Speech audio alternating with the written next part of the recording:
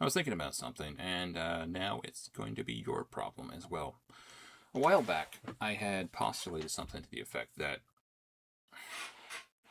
human behavior and characteristics can tend to be expounded upon, compounded. That's the word I was looking for now.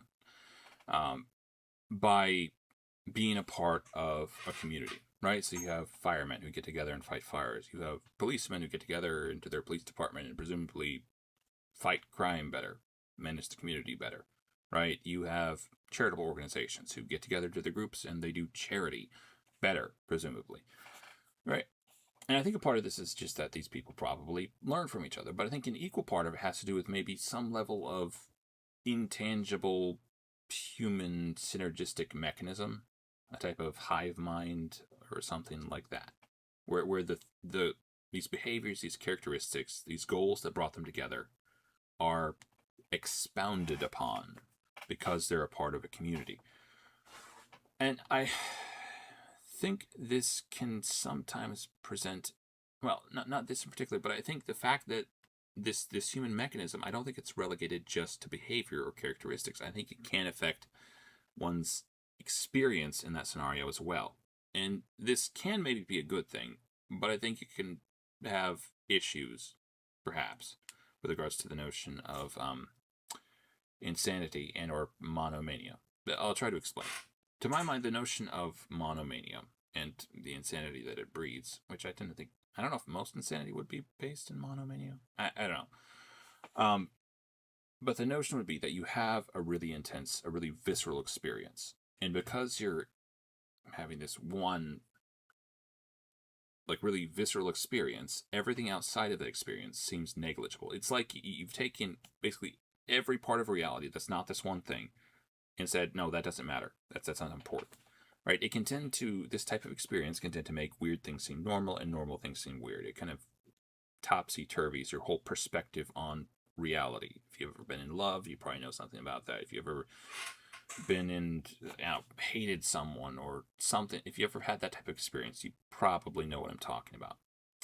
Thing is, this same thing I think can happen with regards to communities, where being a part of a community can intensify the experience that you're all going through, right? If you've ever been a part of something like that, you probably also know what I'm doing. Now, with any luck, if it's a well-regulated system, no problem. But it does feel like that potential for insanity, idiosyncrasies, monomania, etc.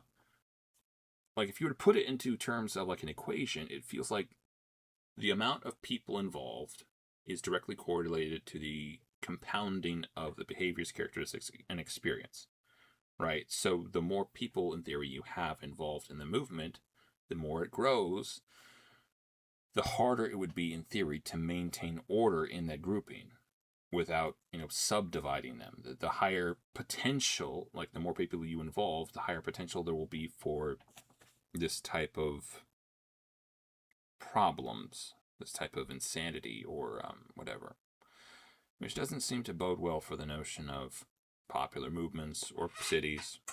You know, it was also a city? Babel. Yeah. You guys are all doomed. Stupid cities looking bad. Anyways, we have some stuff to look at. Alright, video by Dr. K, in which the first frame he looks kind of mad, but yeah, thoughts your therapist has but doesn't tell you. So, nice to get a peek behind the curtain. For the record, I don't go to a therapist. Not saying people shouldn't, I'm saying I don't.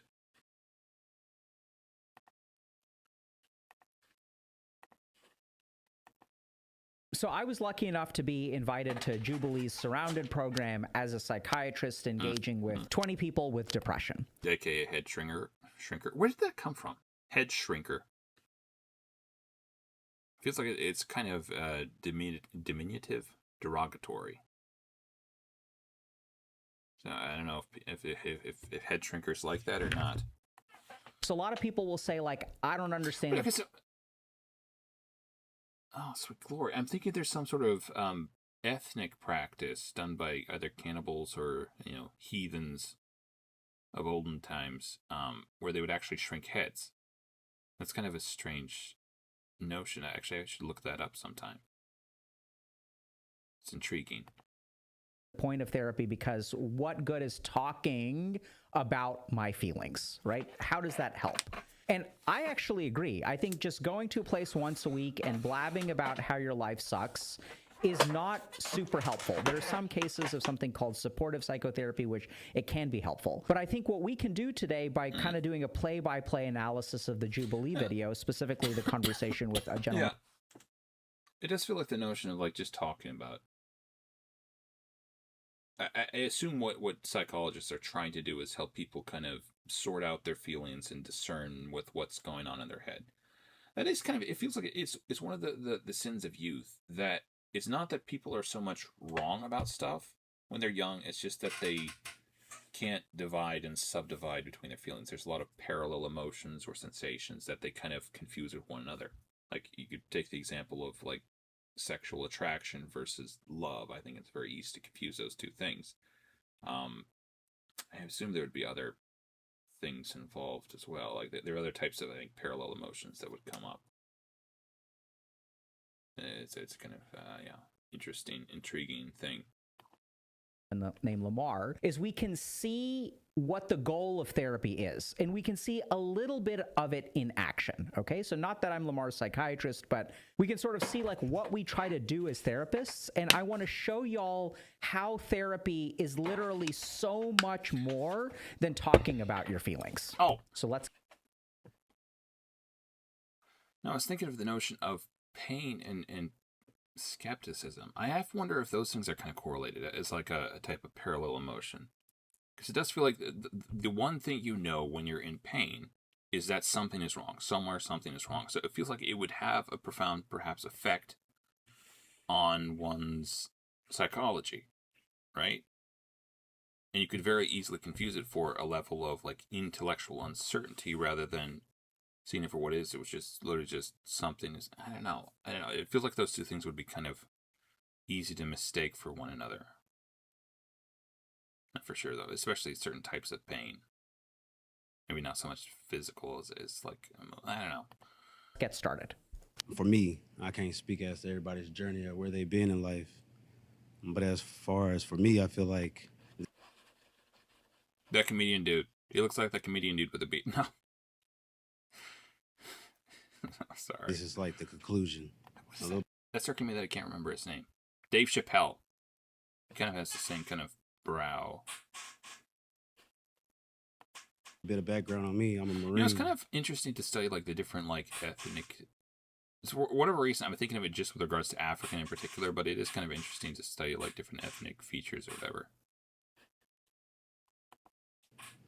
So I've been in major conflicts. I've trained people for conflicts and everything. First thing is like, this is the conclusion. These are his opening words. There is already a sentiment of this is over and nothing can change.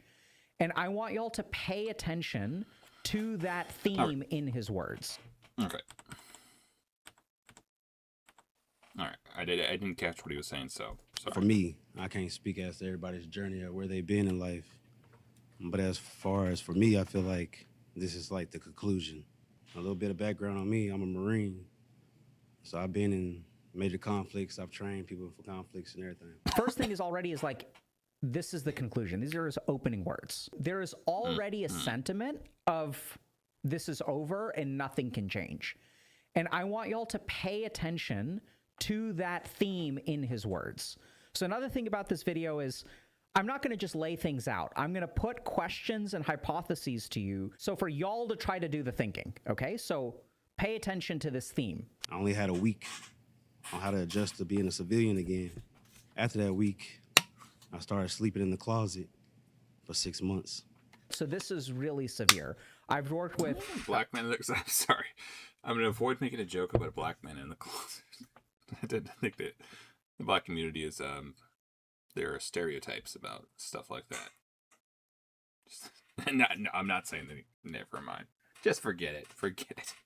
Dozens, if not hundreds of veterans over the course of my career, and very few of them end up sleeping in the closet for 6 months. There are some people who are severely impaired. I'm not going to even say ill, but their capability to live a normal life is severely impacted. That I would come back to. Well, that's the thing, like, maybe I've talked about this before, but like the notion is that I should probably switch my. Well, I don't know. We're supposed to be watching this side of the screen, so I'll maybe leave it where it is.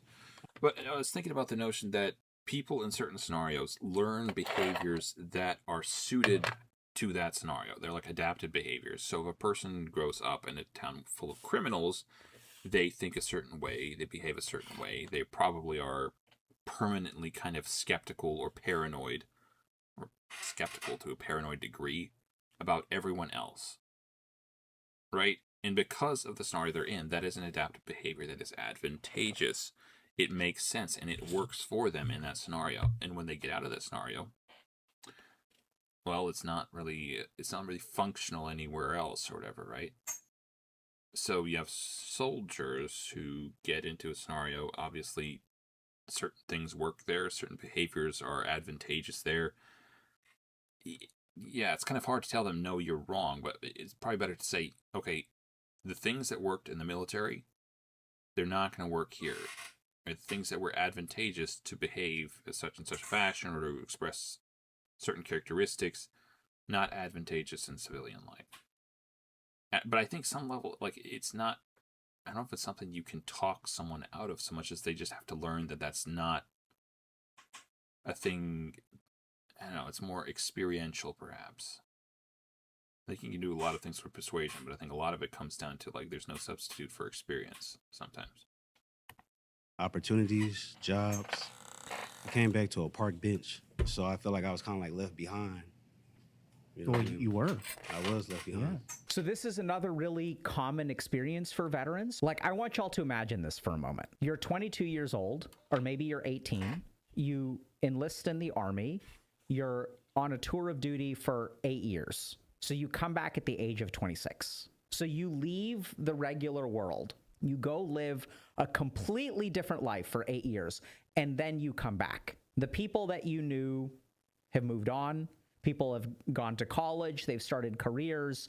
They've gotten married. And now, beyond that, like something like being in the Army can probably, especially if you were actually active duty combat member, I imagine that could fiddle with just a lot of the relationships. Like you're completely different. I say completely different, but you're basically a different person. Like that can tend to mess with stuff. now you are just coming back, and you're kind of starting over at the age of 26. I've accepted everything that I've done as far as like my career over there. And it haunts me a lot of things, you know? It's taken over my life. When I got out, it feels like it's a starter package. I would talk to a mental health specialist. They would hear the problem, and then it's like they put you in a category and be like, all right, here's your trazodone, here's your alazapine, here's your, go out the door, here you go. So he comes back, and So that's like, I don't. I said this before. It feels like the. Yeah, never mind. it's hard enough if you've like missed 8 years, right? The girl that you were crushing on is now divorced with 2 kids. So like, what do you do about that? Okay. But then he comes back and he has trouble, because we all know that veterans have trouble. And then this is really important. There's another theme that I want y'all to pay attention to. He gets categorized. He gets bucketed. And then this too, one thing we do as psychiatrists. There's something that's profoundly annoying about being put in kind of a box, I guess. It might have to do with the notion of, like, I tend to be a little bit suspect of psychiatrists. Kind of the same, maybe, fear I have of the notion of neuroscience, because it feels like it gets me to try and understand things in a way that I don't think is necessarily. I don't know. It just kind of messes with like the way I understand what I'm doing. Puts me in my head too much. Like I'm overthinking everything I'm doing now, because I'm just thinking about all the mechanisms. But in this case, like, I feel like anyone saying, "Oh, that's textbook blah blah blah blah blah," like, please don't, please don't say I'm textbook anything. It's annoying. It's irksome. You guys want to learn how to be really good with people. I think people don't like being put in boxes that way, or pigeonholed or whatever. Okay. you can't just pay attention to their words. You have to pay attention to the themes. You also need to pay attention to the facial expressions and body language. He does this. They're done with him. It's over. There's a sense of, what does this mean? Right? What does this mean? This is conclusion. This is finished. I think it's, I could be wrong here. I think it's actually reminiscent of, Pontius Pilate in the Bible. Like, you're washing your hands, I'm done. But it does, I guess it would mean conclusion, kind of. But I tend to think it can mean it theoretically in scenarios. It's just kind of like, okay, I'm finished with it. I wash my hands of it. That's it, kind of. I assume it came from the Bible, where Pontius was washing his hands of the matter of Jesus' conviction / persecution / crucifixion, right? I think he says something to the effect, "Let his blood be upon your heads and upon your children." Yeah.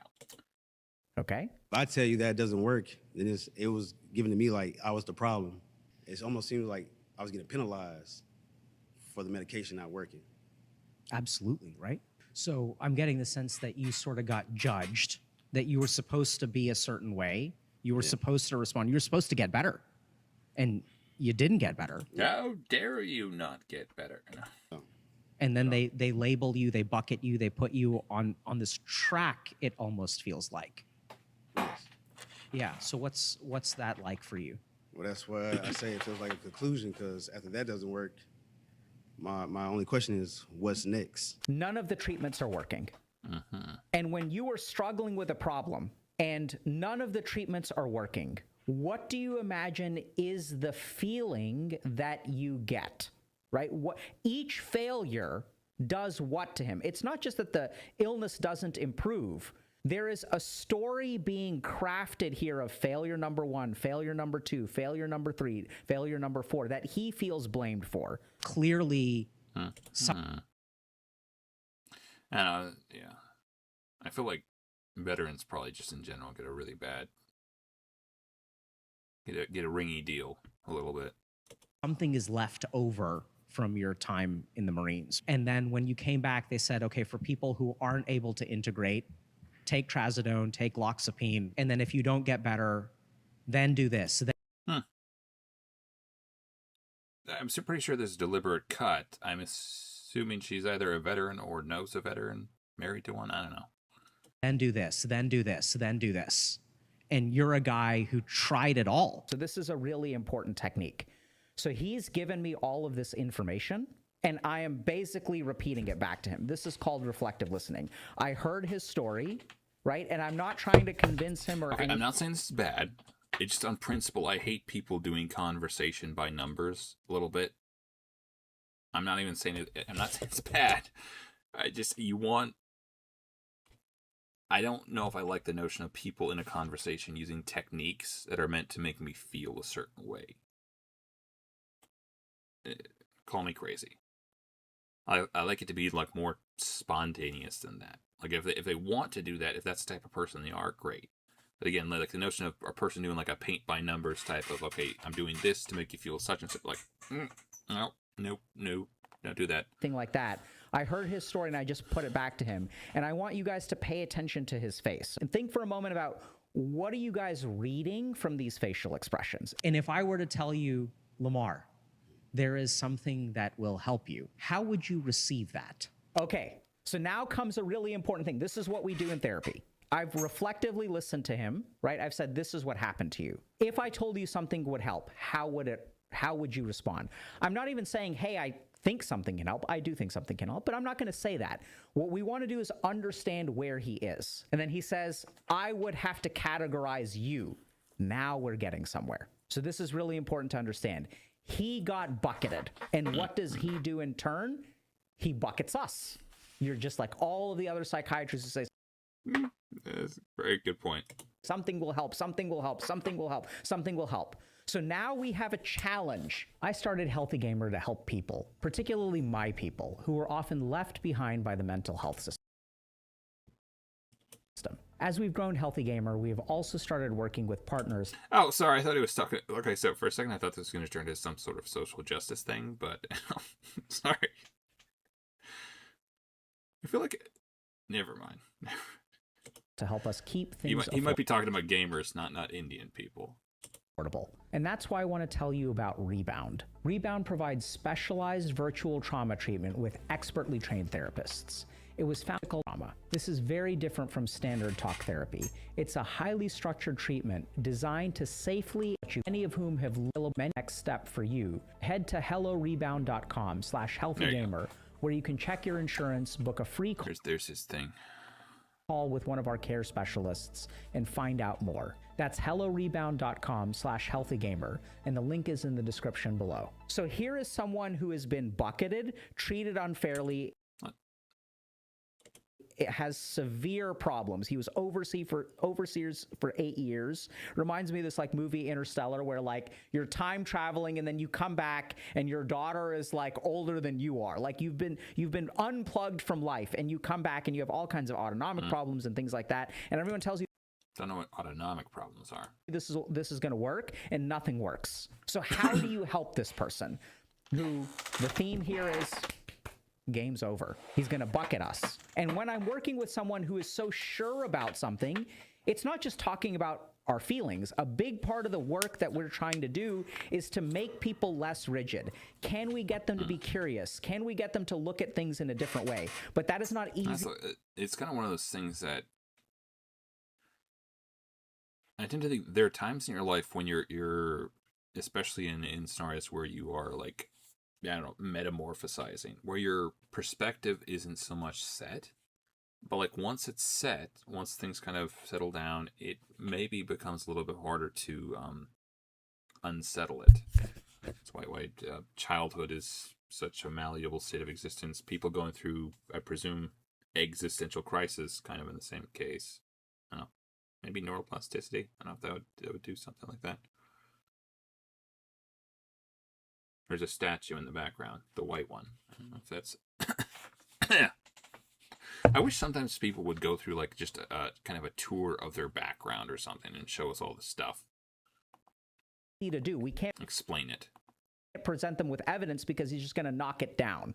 But let's keep watching. So now we have a different kind of problem, which is that you have learned that something won't work. I think I was taught that something would work. The reason people can't fix one problem is because they have an adaptation to that problem that complicates things. So this is a scenario where it's like, okay, not like he showed up, tried thing 1, tried thing 2, tried thing 3, tried thing 4.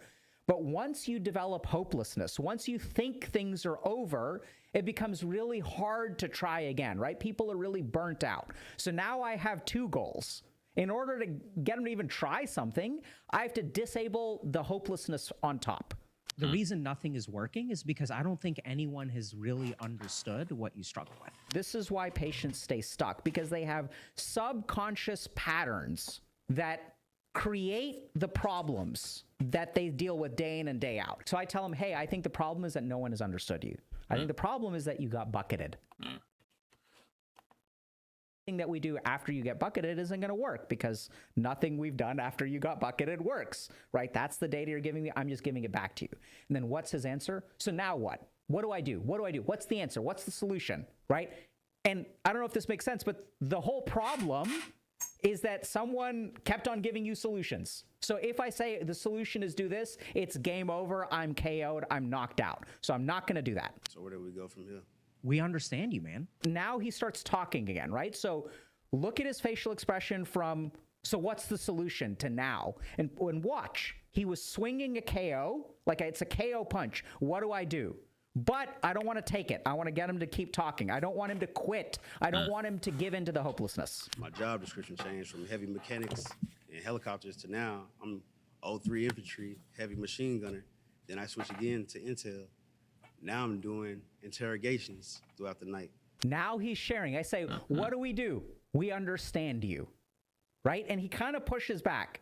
Okay, now that if we understand you, then what? Then what? Then what? But what is he doing? We're starting to understand him. I don't think anyone can help you unless we understand the ways in which you're broken. You get me, man? We can't. There's no way. You should not say "you get me, man." Okay, I'm not knocking this guy. Maybe it's completely correct, but there are certain people that when they talk casually, it feels so freakishly unnatural.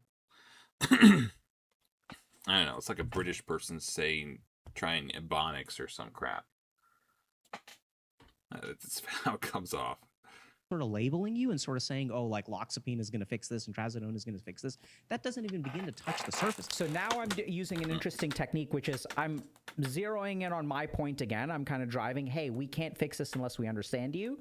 And then I'm using examples that he's used, right? People have tried that before. I'm suggesting this might be my last. It's not what he's saying. It's his attitude towards speech. This is what we do.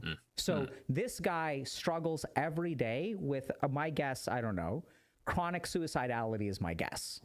He's like, every day could be my last. But if I gave him an answer at any point, we never would have gotten here. So now we're getting to something important, which is like, as I speak to him about, you know, how potentially doomed he is and I may not be able to help him and how things are so hard, anxiety comes to the surface. He gets frustrated. He says, I'm in a loop.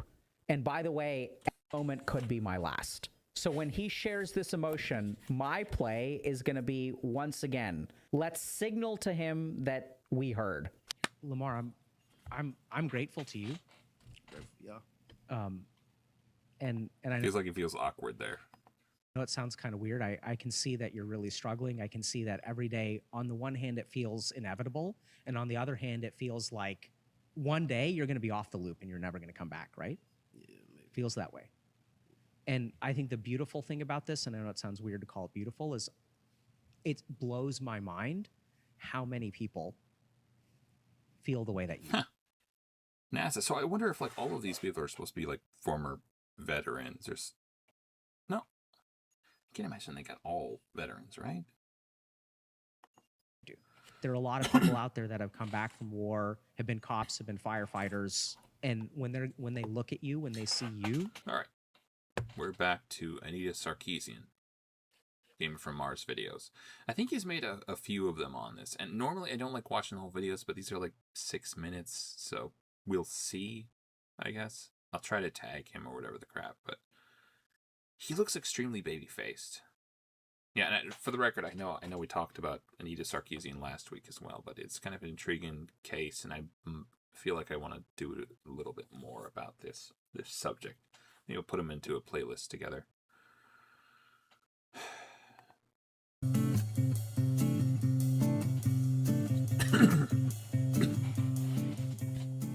If you've been on the internet for any amount of Sweet glory. time, the name Anita Sarkeesian I think he actually looks better with glasses. Maybe it makes his face look a little bit more symmetrical somehow. probably rings a bell, but whether or not you have an opinion about her is a completely other story.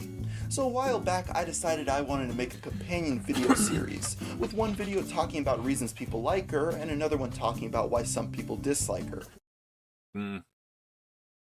Probably because she's a woman. So today, let's talk about 5 reasons people dislike Anita Sarkeesian. When making a series that is Inaccuracies. Because she's a woman. going to be extremely critical of video games that have a loyal fan base, you really have to make sure that you have all your information double-checked.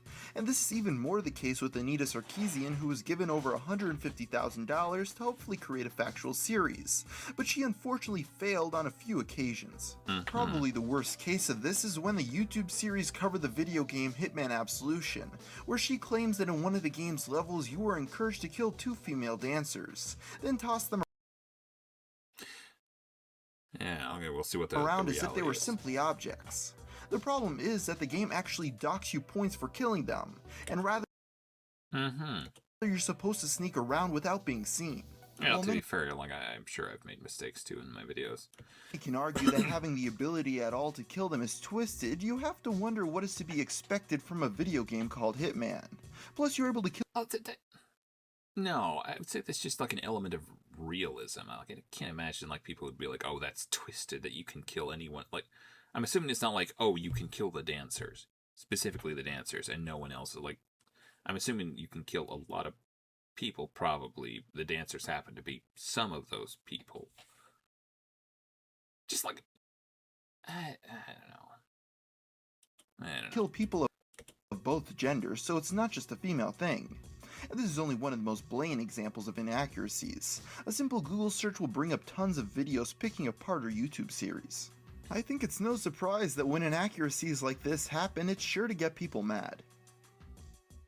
Again, I'm not knocking it necessarily because, you know, I'm sure I've made inaccuracies in my videos too. That's probably perhaps unavoidable. To be honest, this is probably one of the weaker cases against Anita, but I think it's still worth a mention.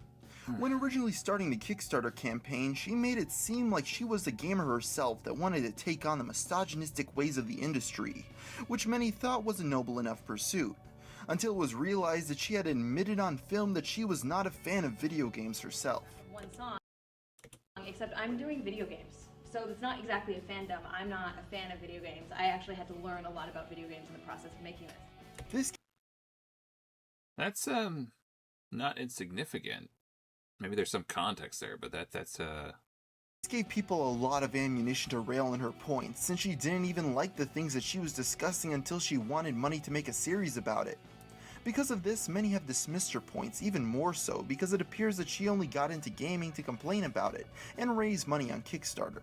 As mentioned earlier though, this argument is kind of weak since her not being a gamer herself doesn't necessarily make her arguments less valid. it does if she's presenting herself as a gamer. Well, I say that. I would say maybe it speaks to her character, which it's not. It's not everything, but it's not nothing either. But it does make many wonder what her intentions were to make tropes versus women in video games in the first place.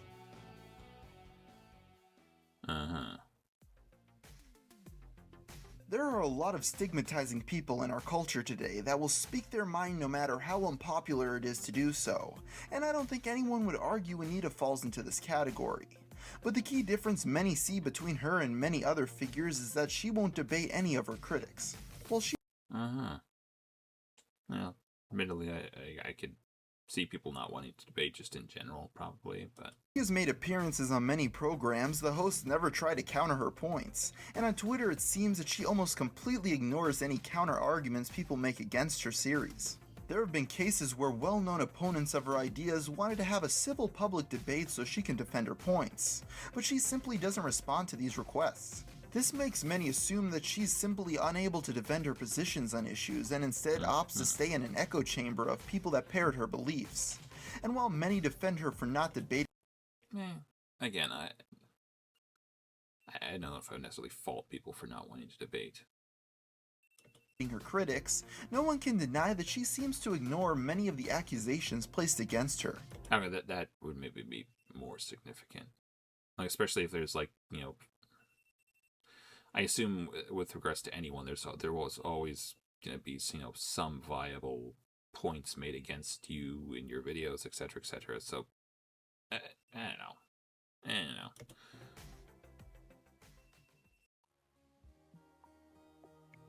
Recently, Anita Sarkeesian went to talk about harassment online, which most can agree is a topic that should be open for discussion because of the anonymous nature of the internet and the fact that very little moderation has been implemented on sites like Twitter. To put it simply, the internet's a free-for-all.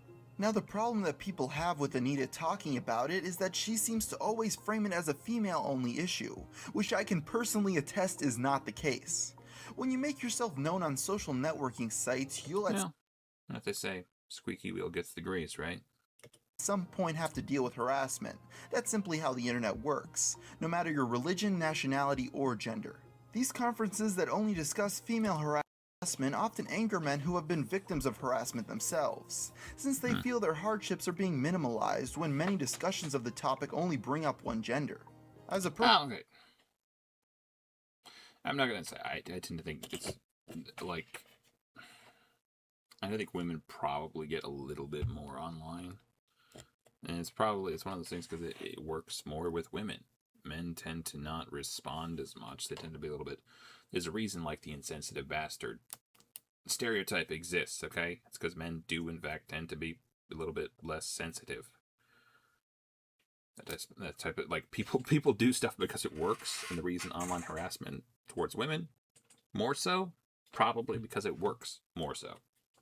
It's not good. It is unfortunately the way, I don't know, some sort of... Yeah, never mind.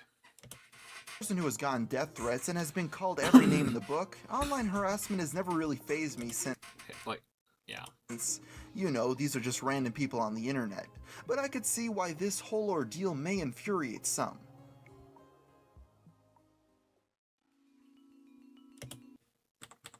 Sorry, that's him talking about... That's Gamer from March talking about his own... When many discussions of the topic only bring up one gender.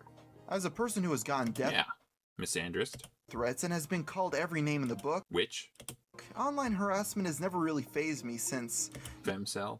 you know, these are just random people on the internet. But I could see why this whole ordeal may infuriate some.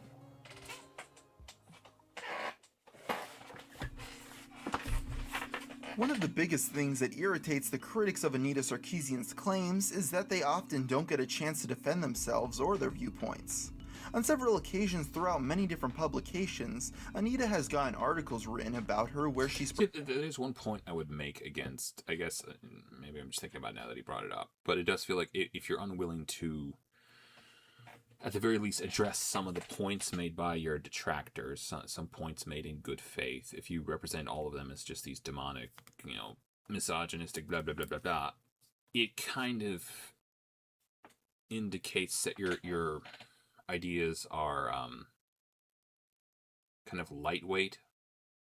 They're not really robust. They can't take any sort of scrutiny or defend themselves against whatever. Like, I tend to think the truth is, it's generally speaking, it's something that can defend itself. It's something that can stand up against lies, slander, etc., etc. Like, if it wasn't, it wouldn't really be the truth, would it? Yeah, that's my theory. So again, like, I wouldn't say that you have to debate people. I think I can understand why people wouldn't want to debate, but it feels like maybe on some level you should try to address some of the points that are being made in good faith. portrayed as surely right, while all her critics are in the wrong. When these sort of stories come out, it baffles many that have placed legitimate criticism against her. But when these stories get written out, portrayed as surely in the right publications, Anita has gotten articles written about her where she's portrayed as surely in the right, while all her critics are in the wrong. When these sort of stories come out, it baffles many that have placed legitimate criticism against... So that's what you call like a paper tiger, I tend to think. It's kind of one of those things where it might seem almost advantageous to the people involved to present their things as being one-sided, but it feels like to not address it, I don't know. It feels like positions that are artificially protected, as I mentioned with regards to, like, their ideas tend to not be the most robust, right? Positions that never have to defend themselves, or never, oh goodness, I cringe at saying this, but never tested in the fire. Like, they have a tendency to be, like, not dissimilar to maybe only children. They're not the most well-adjusted, they're not the most developed. Because of that, they can tend to be kind of sickly, jaundiced sorts of ideas or movements. Because, again, they never had to defend themselves. They never had to exercise any sort of intellectual rigor in the formation of their ideas. So why would their ideas be, you know, good or useful, or why would they have that level of whatchamathingy against her. But when these stories get written, they often completely ignore that there is another legitimate side to these arguments. This of course has happened in the past with violence being pinned on gamers. Even though statistics show that homicides in the United States have gone down... So this is something I think we'll get into actually later.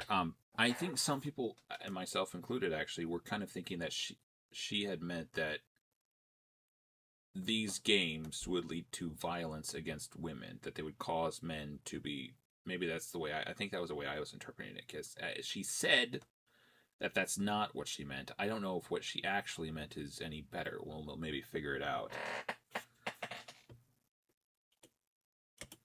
Substantially since the creation of violent video games, it hasn't stopped newscasters from accusing gamers of being a bunch of crazed psychopaths. Now in the 2010s, you could swap out violent for sexist, and you start to understand why many are upset. Well, there you have my picks for 5 reasons people are super critical. Yeah, okay, Babyface Nelson here made some good points, but now we're gonna watch the the antithetical one, the antithesis to that video we just watched. 5 reasons people like Anita Sarkeesian by Gamer from Mars, aka Babyface. My brain isn't working. Okay, shut up. I think it's because I had waffles yesterday. Whatever reason, those always, there's a little thing where I think sugar inflames your brain or whatever, brain fog, something like that. That's why it ain't working good. Probably, amongst other things. Last time I went into detail on reasons people are super critical of Anita Sarkeesian and her video series on YouTube, but then I realized it would only be fair to talk about reasons people actually enjoy her work. So today I present to you my picks for the top 5 reasons people like Anita Sarkeesian. Let's get this one out of the way. There is some sexism in gaming. All you have to do is... See, I don't think that's unique to women. I think any time there is an abnormality, it will be pointed out. And sometimes it will be pointed out and exploited and made fun of by malevolent actors. It's not... They're not special little snowbird thingies. be a woman playing Call of Duty with voice chat on, and there will be tons of creeps trying to talk to you. But yeah, I'm not saying it's not a point to be made. As perhaps it's a. I think it is a thing, obviously. Now, of course, this is a small number of gamers, but we can't deny that they're a very loud and obnoxious minority. Along with these guys, you also have internet trolls that will always look for reasons to belittle and offend others online, whether it be for the color of their skin, their nationality, or gender. These are the types of people that will go around telling women to get out of gaming, and of course, some go as far to make death threats. These are the fools that make gamers look bad and cause people like Anita Sarkeesian. See, I'm assuming this is something about damsels in distress, because like that's kind of what Donkey Kong is, right? You're trying to. I think this is Mario trying to save. What's her face? Rosaline? Something? To gain traction, because people want to see this type of pitiful online harassment stopped. Whether shows like Feminist Frequency actually do anything to stop trolling against women is a Giant earrings. That means she's evil, right? Like Cruella de Vil. completely different story. We all know where she is going. Eventually. I'm kidding.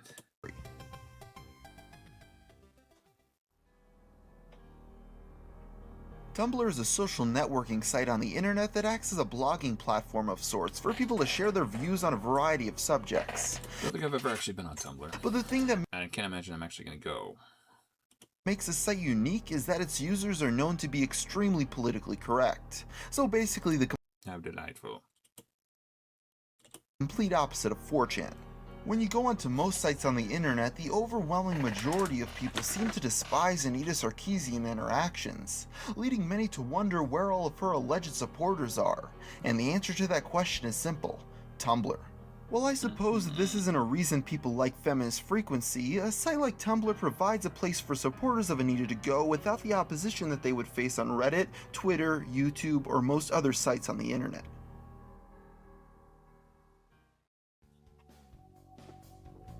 As mentioned in last week's video, whenever Anita gets brought up in a national news report or even in many online articles, she is shown to be a person trying to take down the sexist Again, is this the same video or is it a different one? I'm just seeing giant hooped earrings. Maybe it's just her style. video game industry, and all the misogynistic gamers hate her because they don't want women in gaming. Now, when you have one-sided articles like these that don't No, still still giant hooped earrings. even bother to try to understand the other side's perspective of an issue, it will lead to many just taking it at face value without finding out more about the other side's point of view. I think this just goes to show that people should never take news reports at face value because they are most likely one-sided and someone behind the scenes probably has an agenda to push. Alright, so. It will lead to many just taking it at face value without finding out. many online articles, she is shown to be a person trying to take down the sexist video game industry, and all the misogynistic gamers hate her because they don't want women in gaming. Now, when you have So it's a false reason why people like her. one-sided articles like these that don't even bother to try to understand the other side's perspective of an issue, it will lead to many just taking it at face value without finding out more about the other side's point of view. I think this just goes to show that people should never take news reports at face value because they are most likely one-sided and someone behind the scenes probably has an agenda to push. And this advice goes well beyond gaming journalism.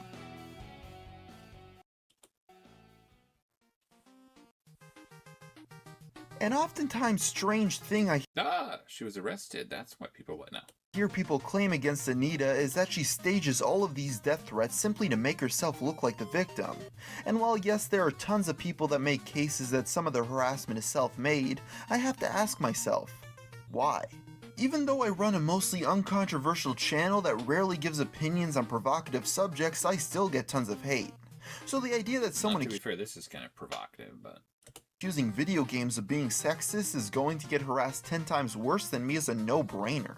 When many see Anita Sarkeesian, they are viewing a woman that's standing up for what she believes in, even though it's removing any shred of privacy that she may have had in her life to do so. Because of this, they look at her activism as a noble venture to make gaming a more open community than it already is. Of course, whether or not that is okay. Again, sorry, giant hoop earrings. What the Harry? true is a completely I different feel like somehow, just because of that, she's less trustworthy. I know that's a baseless stereotype, but, you know. I don't know if I trust women with giant hooped earrings. They feel like they're the type of thing that you would pull off and hand to someone right before you start a fight. I'm not sure if this is like some sort of subconscious racism that I'm subconsciously thinking about black women when I'm thinking about giant hoop earrings. That's a possibility. debate. Something about it just screams like diva or high maintenance, overzealous, entitled type. The most obvious Oh, she doesn't. No. Sorry, this is Sweet Glory. Maybe they're just her favorite earrings. I don't know. reason as to why people like Anita Sarkeesian is because they find tropes versus women in video games to be a very interesting series, about a hot button issue that most YouTubers aren't willing to take a look at and fear that they will divide their audience. Even though there have been quite a few blatant errors that should have been avoided, such as the Hitman incident, much of the other games covered are pretty accurate, and some of her videos cover positive female figures in games where she praises game developers instead of bashing them for sexism. While Anita may not be anywhere near perfect, this issue has led to a group that is extremely nitpicky about why games are sexist, and a whole other group that goes to the other extreme with not much in between. So it shouldn't be a surprise that many are going to enjoy tropes versus women in video games. Mm-hmm. Well, there you have my picks for 5 reasons people enjoy. Alright. That's that video. Again, sorry, I don't normally like watching the whole thing, but these are kind of short, so it's, I don't know if it's better or worse or what. Alright.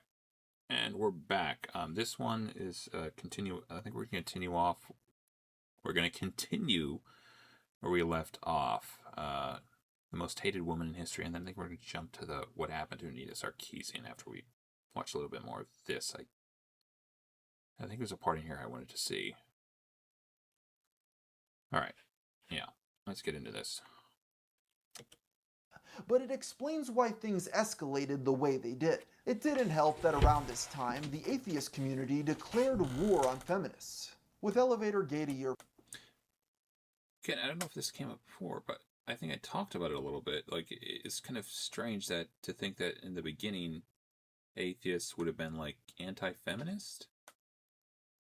I guess again, it kind of makes sense, like, that they would be so, because, like, the whole movement is kind of puritanical type of thing, and back in the day, at the least, atheists were kind of punk rock, if that makes sense. They were kind of, their whole shtick was, you know, subversive to societal norms, or like the whole notion of don't tell me what to do. Maybe like I don't know. That's kind of what they felt like rebellious ish. The whole notion of, oh no, you have to be nice. Like it feels like the recent kind of woke atheism type of whatever like that. Like I don't know. It feels like an aberration somehow. Prior, tensions rose until a scientist known as Thunderfoot Online posted a video titled, "Why Feminism is Poisoning Atheism." The problem is that many in leadership positions have managed to get themselves bullied or cajoled into this bullshit PC appeasement position by people who are conspicuous in that they proudly label themselves as feminists. Folks who find t-shirts like this offensive enough to I'm a skeptic, not a skeptic. Not a woman skeptic, just a skeptic.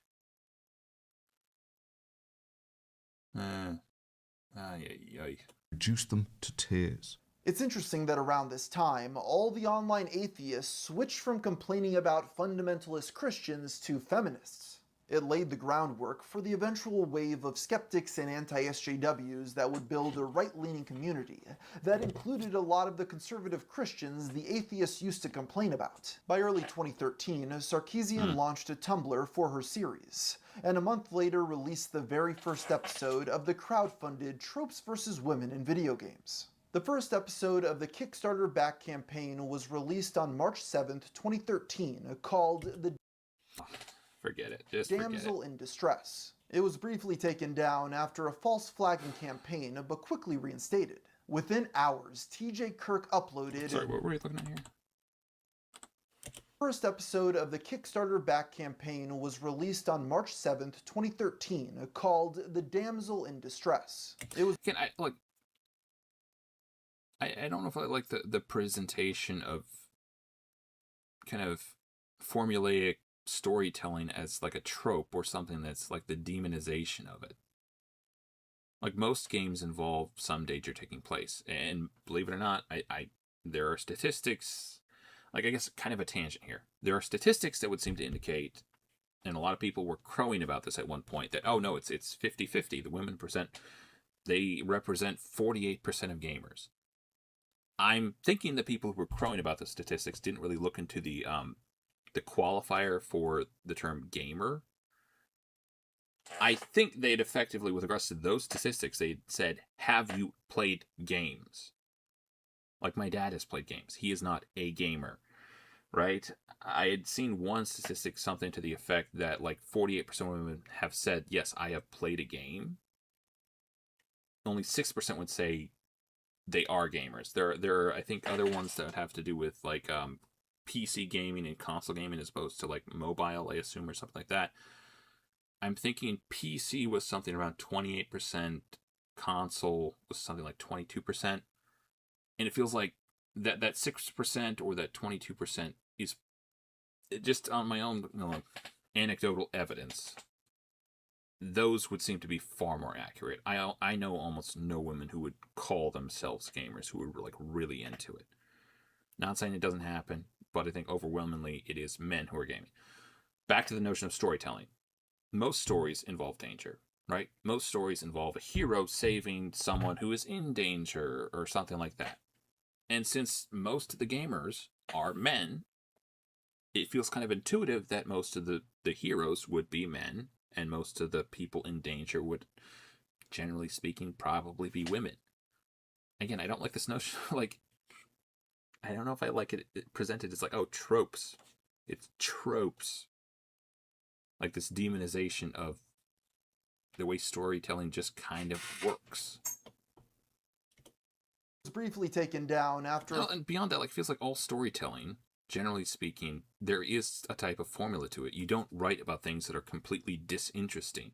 You write stories about people who are put into interesting circumstances or who are themselves interesting, who are compelling, who are intriguing.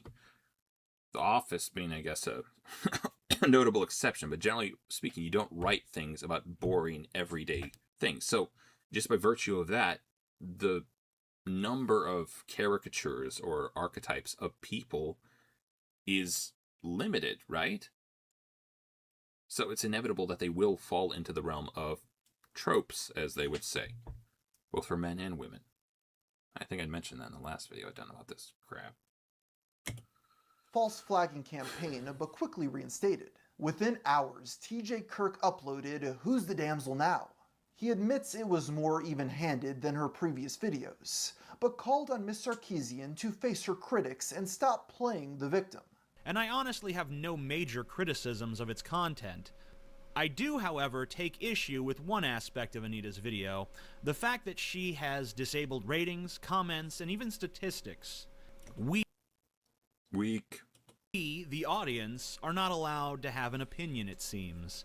5 days later, Thunderfoot uploaded his first rebuttal. I can't help but I'm thinking in some of his videos, it looks like he almost has red hair. So, until I know exactly where this guy's loyalties rely, whether with the Infernal or with the humans and the angels, we're just going to be a little bit sus about this guy.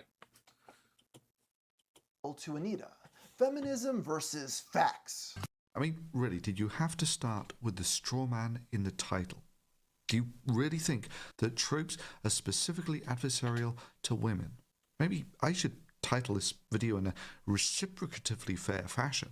Maybe something like feminism versus facts. Mm-hmm. This may Feminism. What's it? Oh, what's the thing that J. Jonah Jameson always says about there's the thing he was talking about Spider-Man. Criminal or menace?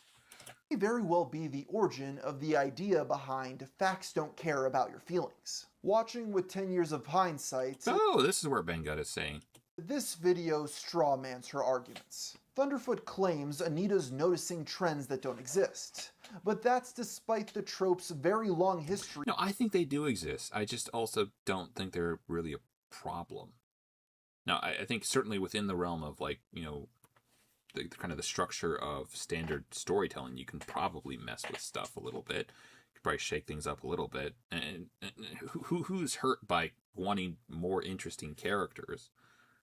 But again, to demonize all women fall into I don't know if that's the way to go. Across literature and film. He implies Double Dragon Neon isn't a valid example because it ends with a damsel punching the villain in the nuts. Her argument is that it's a plot device that happens to characters and doesn't necessarily define them. This symbolic... What? Okay, it feels kind of like a No True Scotsman type thing. performative gesture isn't a strong counter-argument to that. Remember, the damsel in distress's plot device is something that happens to a female character, and not necessarily something a character is from start to finish. I want to No character is something from start to finish. They change. What's wrong with you? clarify that Why are you the way? tropes versus women in gaming isn't a perfect series either, which we'll explore later on. There are also premises I can see people taking issue with because they're No, simply... look, no, I'm going back to that. The whole point of storytelling, generally speaking, is that characters develop over the course of it. They don't start as one thing and end up with the same thing, presumably.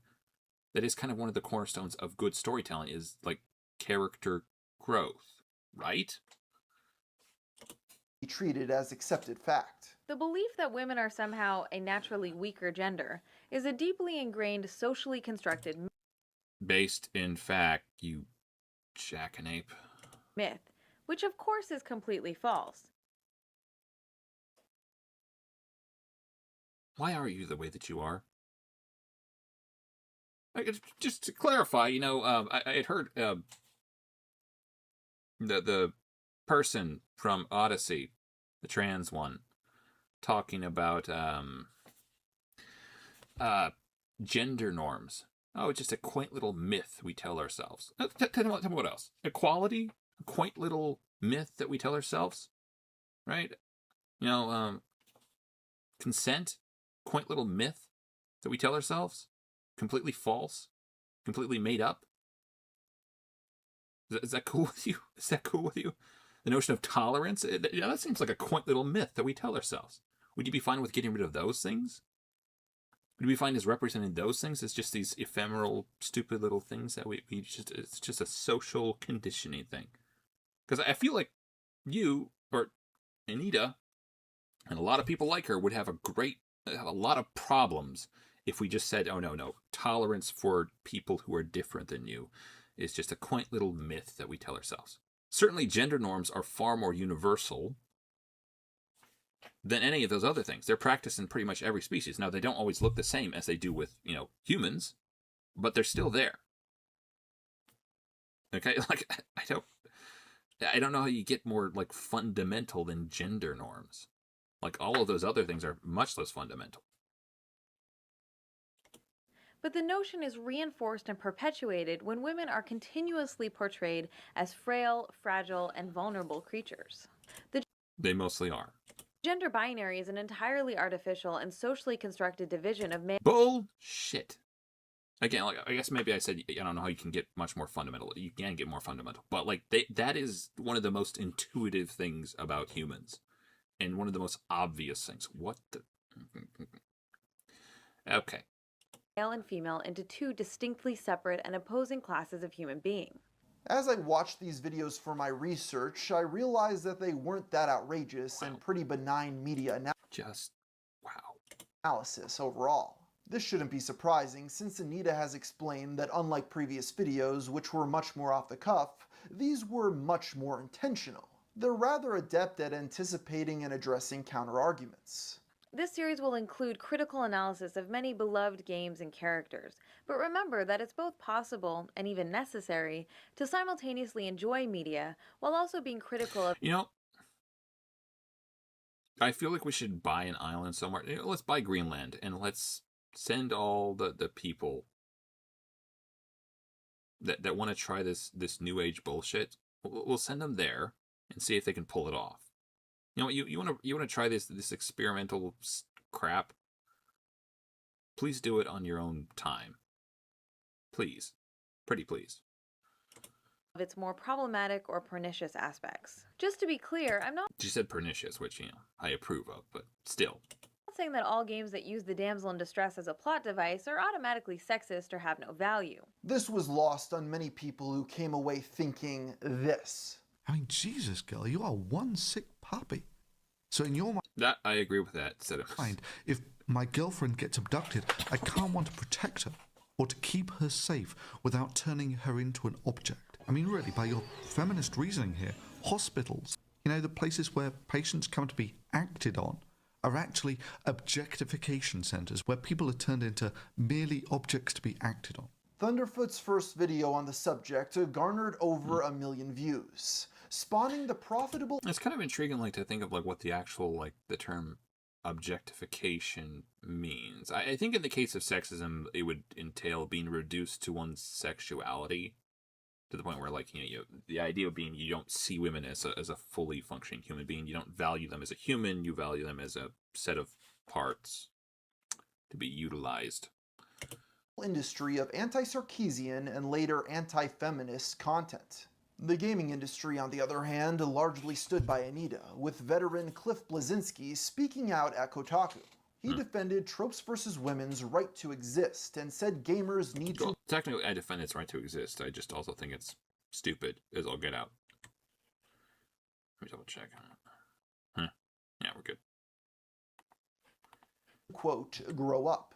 If by watching Anita's videos, I, as a developer, can reconsider how I depict women in any future product of mine, then her work may very well be worth it. This belief was echoed by writer Anthony Birch and game designer Tim Schafer. On April 5th, Please don't learn anything from this woman. Well, I say anything. Please don't learn anything important from this woman. Student uploaded a recording they took Anita. when Anita spoke at their college. Is that a woman? I don't know.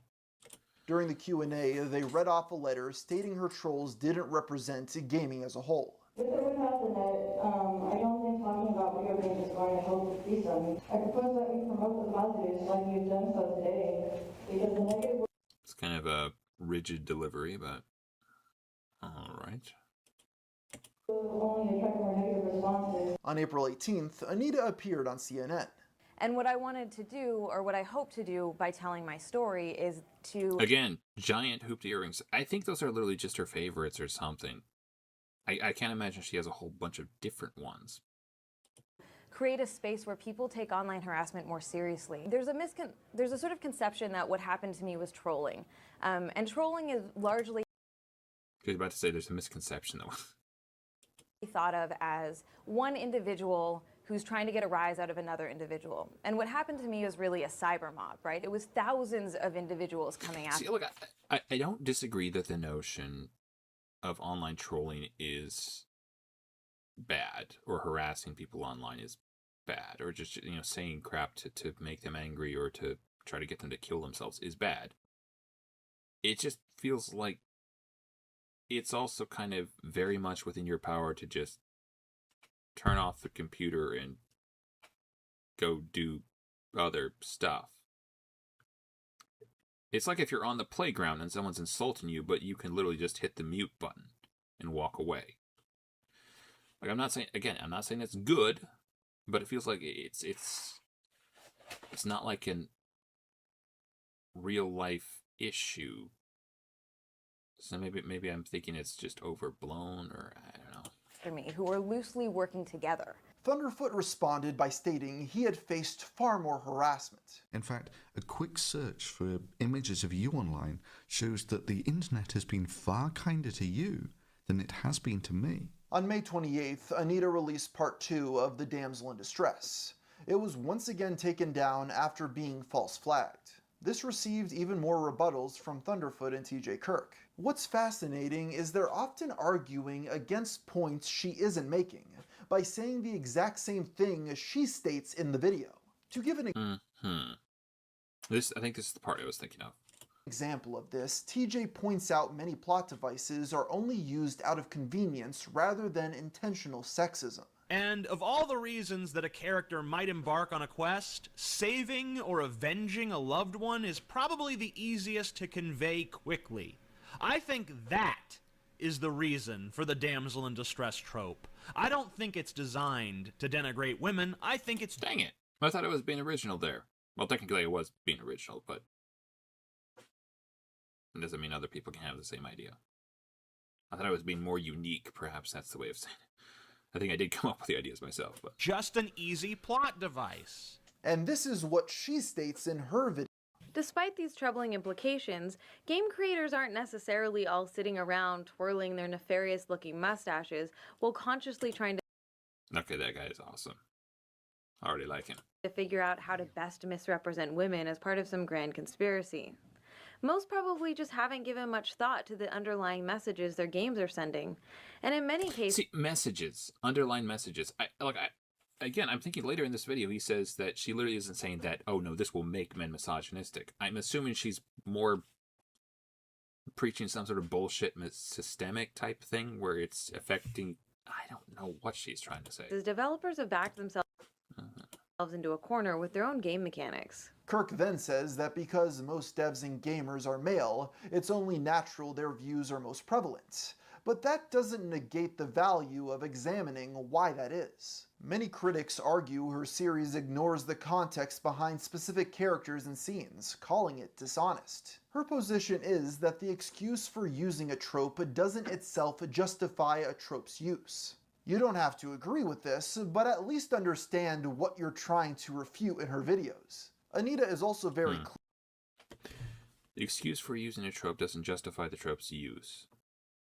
Well, that's what it's meant to do, I guess, but it doesn't mean it'll succeed.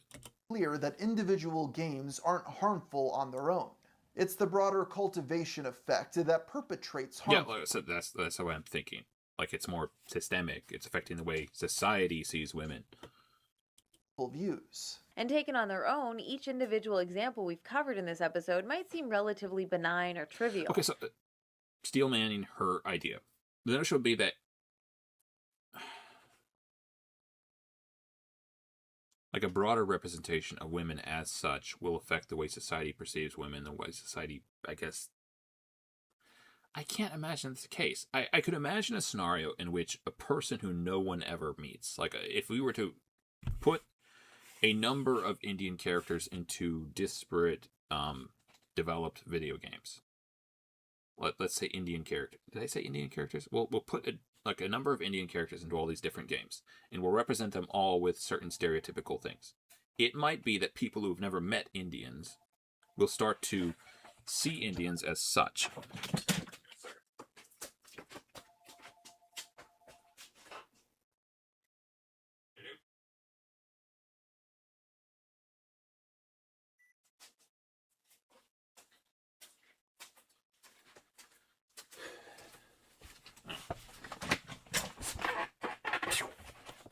It might be that people will start to see Indian characters in such and such a fashion because that's their only exposure to them. This is women.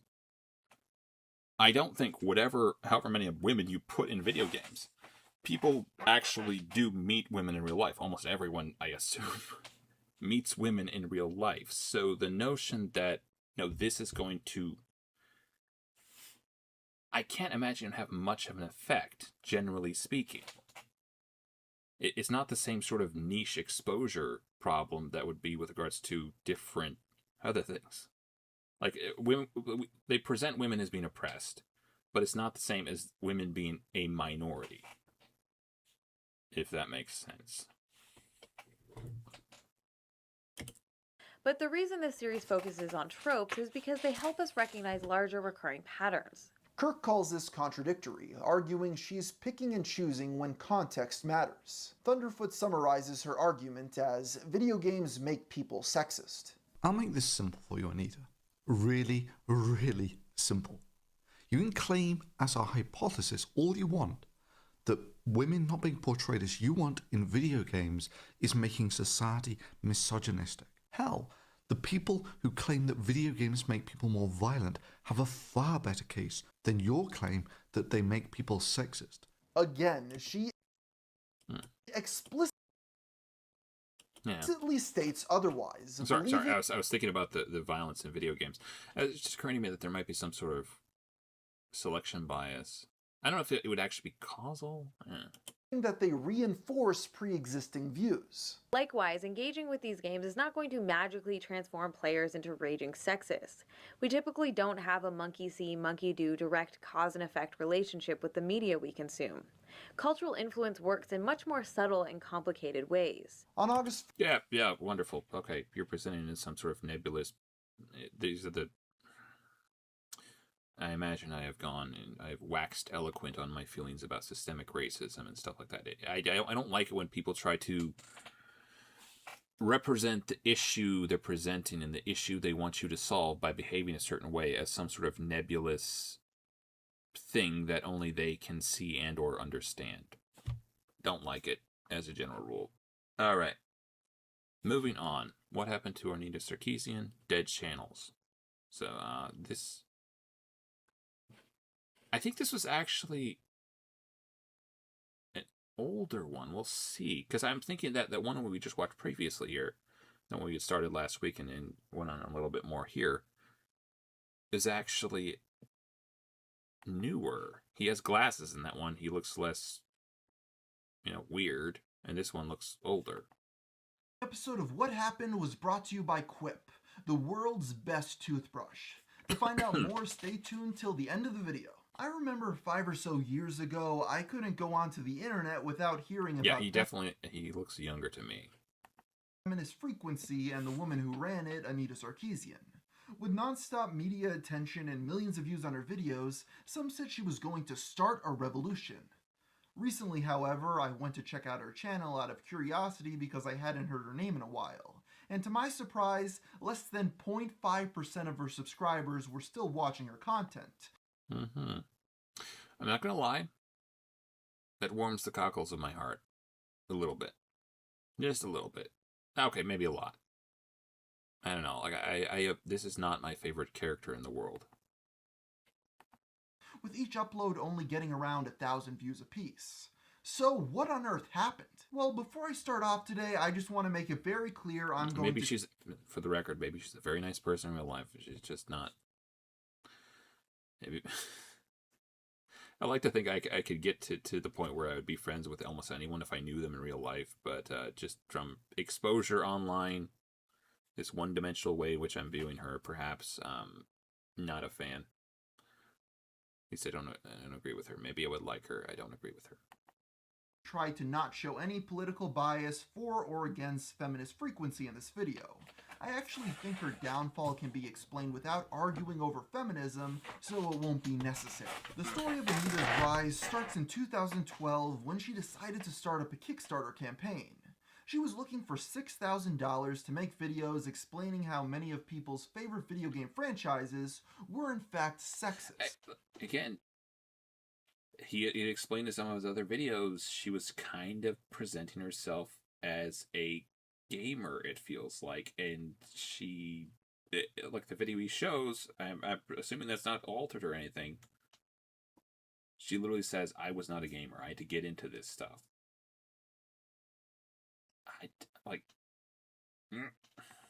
There's something skeevy about that. Of course, many didn't like her premise and thought that this style of feminism was simply looking for everything to be sexist, even when sexism wasn't there. Because this is the internet, a few people took things to the next level and started to harass her, including death threats. Anita quickly went to social media and a wide range of journalists with her story of a feminist being harassed by gamers for criticizing their hobby. Her struggles went viral with millions. And again, that sounds a lot more compelling from her angle if she is actually a gamer, but that's not what seems to be the case. It seems like she was presenting herself as that she wasn't really. Finding out about her project, leading to plenty of them donating a total of $158,000 for the videos to be made. And a few months later, the first episode was out. Welcome to our multi-part video series exploring the roles and representations of women in video games. This project will examine the tropes, plot devices, and patterns most commonly associated with women in gaming from a systemic, big-picture perspective. Systemic. This series will include critical analysis of many beloved games and Bet she's going to say the word oppression. characters. Maybe not, but she does feel like she's kind of in that camp of individuals. Remember that it's both possible and even necessary to simultaneously enjoy media while also being critical of its more problematic or pernicious aspects. Problematic. Many, including myself, started to ask why on earth she needed any money, let alone $150,000 to produce a series that is essentially what every single other YouTuber makes for no upfront cost. But hey, if people wanted to spend their money on this, who am I to judge? Besides, most people that donated did so as a statement rather than because they wanted to see this particular series be made. The money wasn't really the impressive part though. Rather, it was all the attention she gained. Even if she raised $1 million, if it wasn't for that media circus, the videos would have come out, received a couple thousand views, then people would have forgotten about them. Instead, because of this controversy and all the press, the first episode premiered with 2 million views. No matter how you feel about her, this was impressive. She was able to turn people trolling her into a huge amount of super positive media attention. On the other hand, when I get that... Yeah, it's convenient when your suffering can be treated. I'm not saying it's like nice to be trolled, but I feel like, I don't know. It's very convenient when it can be turned into monetary gain. Death threats over my videos, no one ever gives me anything. As time went on, however, there was a new type of criticism levied against her, which was her lack of progress on the project itself. You'd think a dozen YouTube videos wouldn't take more than a year to create, considering all the money she was able to raise. But that turned out not to be true. In 2013, it took months for many of these videos to come out. But as the years went on, we received fewer and fewer she's a slacker. updates about the project. It's been over 5 years, and as far as I can tell, she still hasn't released all the videos she promised from 2012. Because of this, many Slacker. eyebrows were raised when Anita started up another crowdfunding campaign, even though content from the last one from years earlier was still not released. It still didn't stop people from donating though, and none of the articles that reported on this new project included this detail. If you didn't already know, there has always been this weird popularity of Anita. If you go on YouTube or any other site, the users will all be criticizing her. Yet journalists seem to write uniformly positive articles in her favor. No, so it's some sort of astroturf BS? and companies continue to hire her on as a consultant for various feminist-related projects. Well, that's the thing. Like, you can imagine it would be kind of annoying to be in that scenario where, I don't know, it feels like that there's a question of whether or not people are hiring you because you're competent or because you're optically advantageous. I don't know. It feels like that would be an issue, it seems like. As imposter syndrome, is that the phrase people use? Like, why are they hiring you? I think there's been issues with people who are into the whole DEI thing where they get something because of their race. Like, why would you want that to be a factor? Because again, like, it feels like it presents this issue of, okay, did they hire me because I was good at what I did, because I deserve to be here? Did they hire me because they wanted to be seen to be good for hiring me? Don't believe me that most general internet users don't like her? Well, let me show you an example to try to prove my point. All the way back in 2015, I made 2 videos back to back. One was called 5 Reasons People Like Anita Sarkeesian, and the other was 5 Reasons People Hate Anita. I knew that the one giving her positive coverage was going to get plenty of dislikes, but since I enjoy playing the devil's advocate, I made it anyway. Even when you factor in that my audience is probably biased against Anita, the response was still jaw-dropping. The video listing reasons why people disliked her received one of the best ratios of likes to dislikes I've ever received. And on top of this, it pulled in a solid 676,000 views. On the other hand, my list with a positive spin may have been 84,000. The only video I've ever had that received more downvotes than upvotes. Not only this, but after all these years, it's still only at 84,000 views. So you may just add 1 to that at least. ask, if most people on the internet have a negative view of her, why do big companies and the press like her so much? Well, to put it simply, it comes down to each group having different core beliefs and worldviews. And the people with... maybe he's going to come into this, but I feel like it is very much, they want to look like the type of people who would hire her, right? They want to look like, oh yes, we're good feminists, progressive, crap, whatever the thing is. And this might not be the case. I don't know what she's up to these days. I'm assuming she's still kind of, I don't know, whatever, doing Marxist, systemic crap. That's kind of what it feels like. It feels like systemic oppression, Marxism, bullshit. That's what she's kind of spinning in general. Okay, actually, I want to see. You know what? I think we're just going to end it there. You can watch the rest of this video if you want. You know, what happens when what happened to Anita Sarkeesian dead channels? And then the previous one was, I don't know, you can look up Anita Sarkeesian with Gamer from Mars. You'll find all of his videos on it, I assume. And again, I think we're going to skip the history segment. It's getting a little late. Alright.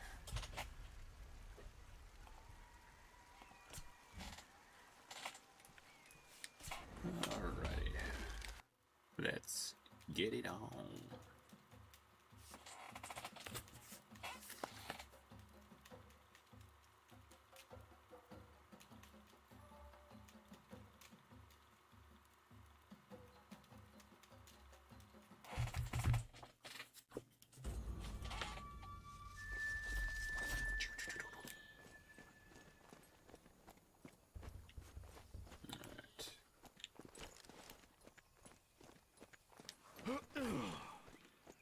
Let's see.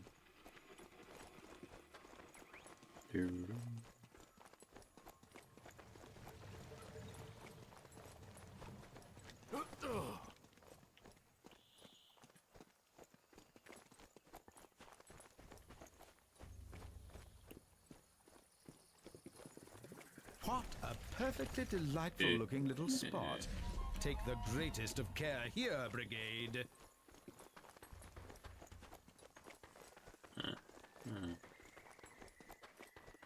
So I'm thinking there were some zombies up here. They wrong? Mummies? This is all in Egypt, so I'm assuming they're mummies, not zombies. Alright. Let's see what we've got.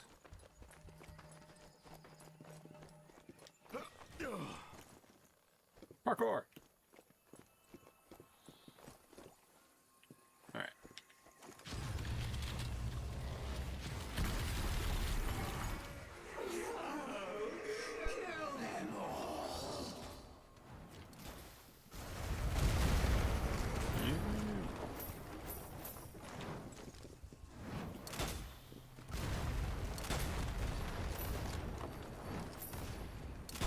enemies fall, the weaker that abominable artifact looks. Okay, that was Our heroes anticlimactic. outlast the course, though.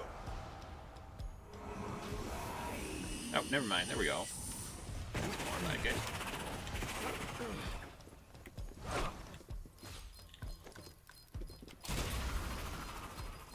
Come on. Oh my goodness. There's a lot of barrels there. Such sensational skill.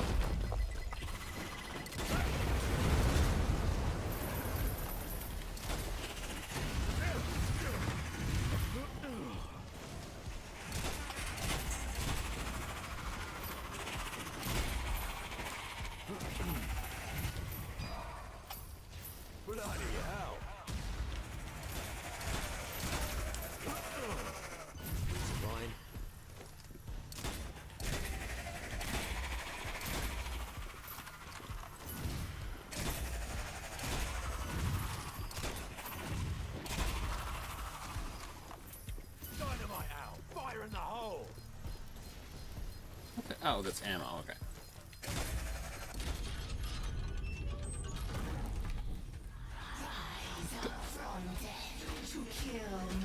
Okay, creepy witch. Good Lord, more of them. Keep at it, brigade. Looks like they have a deadly point.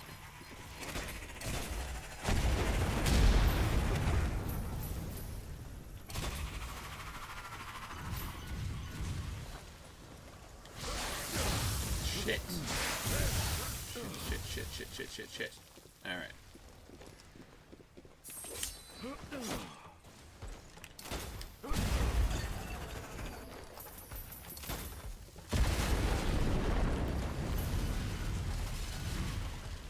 Oh, but just die already.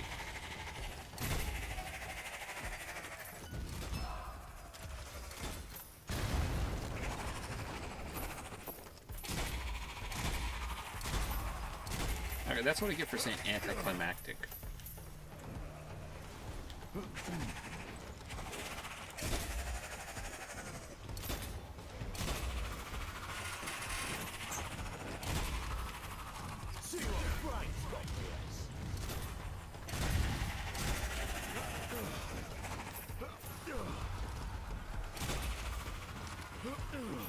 Alright. Yeah, the booger hollers.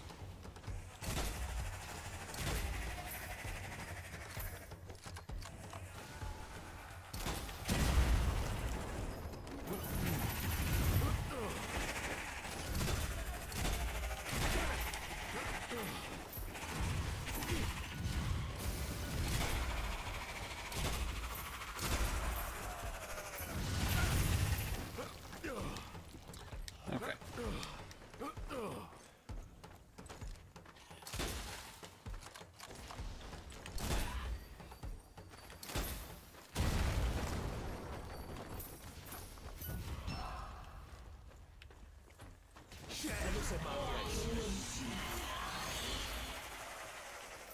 Hurrah! That's another paranormal punch-up survived by the Strange Brigade. Alright, let's see where we're going to. I don't know how to use the health potion yet or not. Ooh.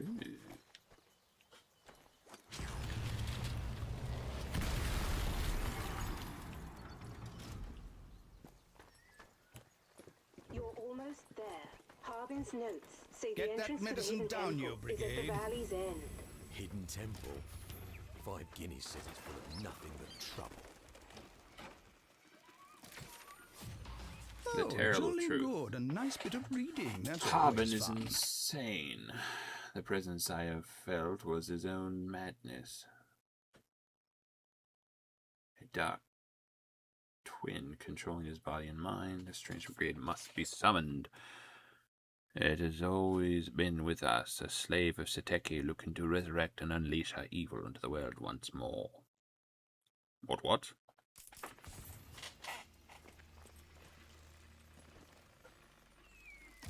Just what I need. I was wondering if I would be better off with a different explosive.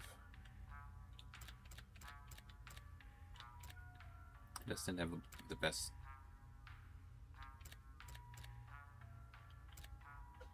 45, 40, 45. Shock grenade, cluster grenade. 35, 35, 30. Just like a normal grenade.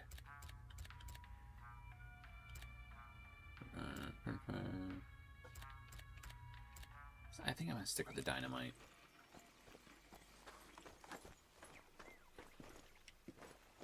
Okay, so where are the bloody things I'm supposed to be reading here, right? I'm assuming I'm supposed to be looking in for some combination. Correct? Oh, there it is. There it is. Okay. Very good. I think, what? Fat guy, sword guy, fat guy.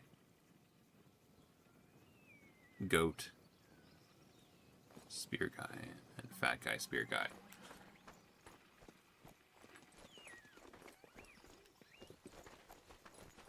Alright. Hello, what's this then? Alright. Then it was a king. Mother of pearl. Alright. What the shit?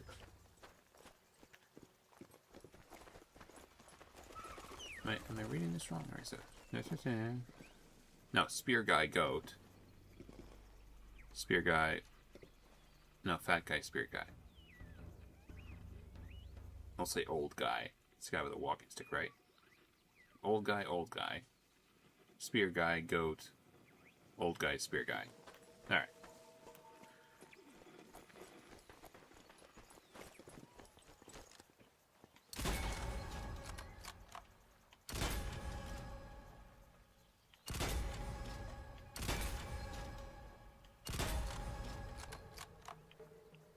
Cracked it.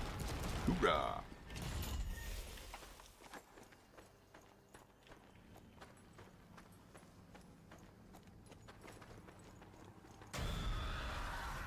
Mother of pearl.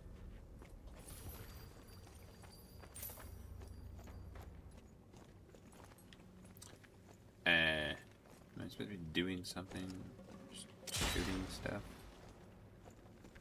That's unremarkable, isn't it? I'll be having that.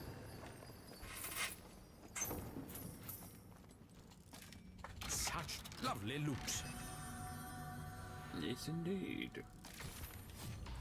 Riveting reading. Oh, huzzah, Fairburn. what a treat. Fairburn, the best sharpshooter we have, they say.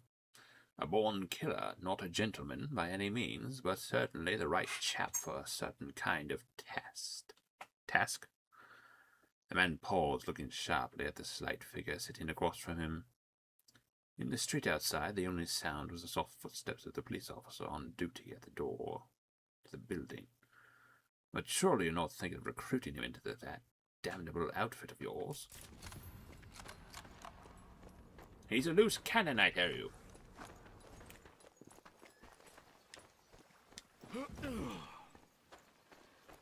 Alright, where are we going? Something to be doing? Weapon empty. Reloading. Yeah. Oh, shit.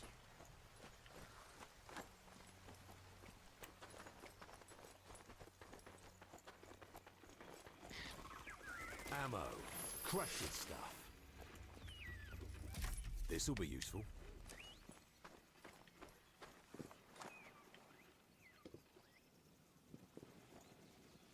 Am I supposed to be getting inside of there somehow?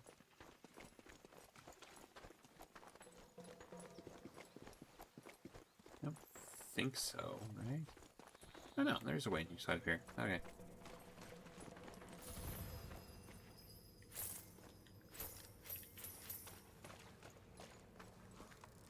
Yeah.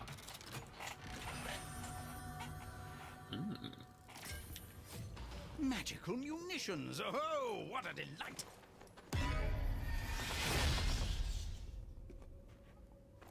Not cool, bro.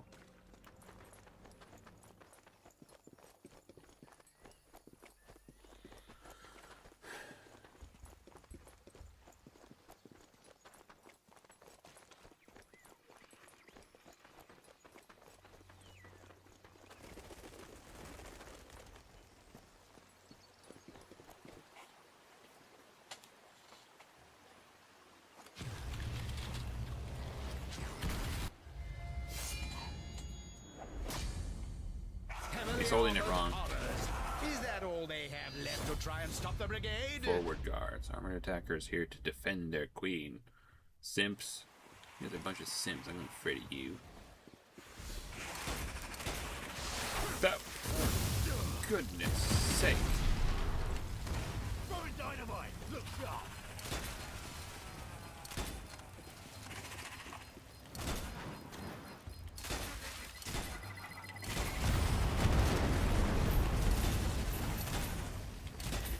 Reloading.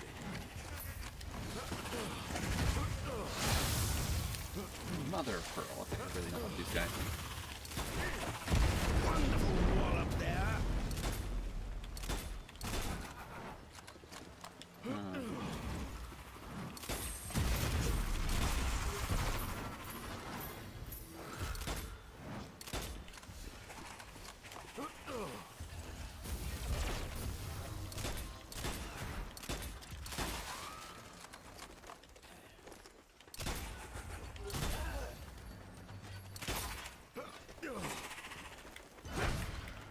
Oh, come on. What the Surely shit? the brigade is above such things. Okay, that's, not. Oi, let me out. I'm missing all the action.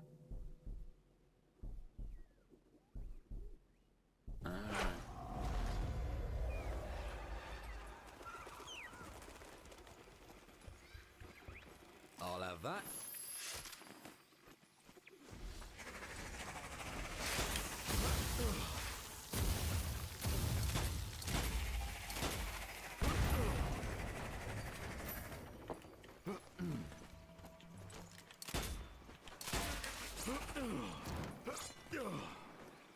Those guys take you down real quick, don't they? Can you please be dead now?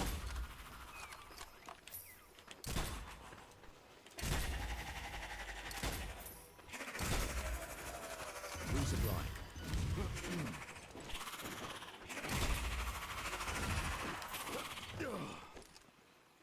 Classic fare for the threat.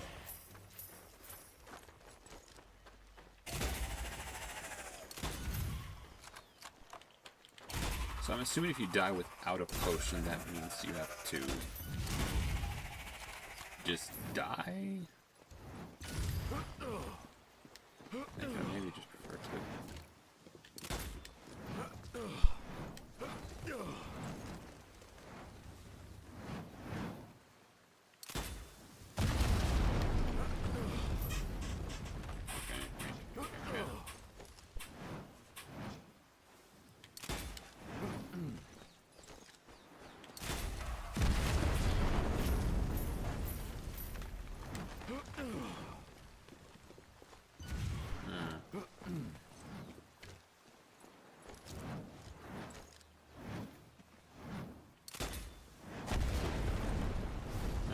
Apparently there's still one slinging crap around, I assume. Should be careful about those forward guard dinglings.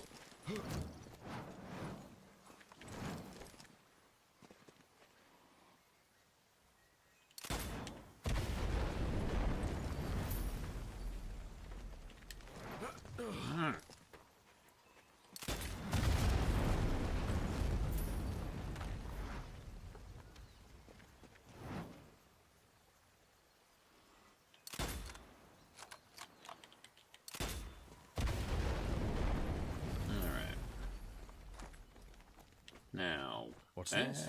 Maybe something to do with all those magical Moggy statues. Magical Moggies. I'm reloading. Yeah. Ammo. Lovely stuff. Shame they don't have some place where you can heal yourself.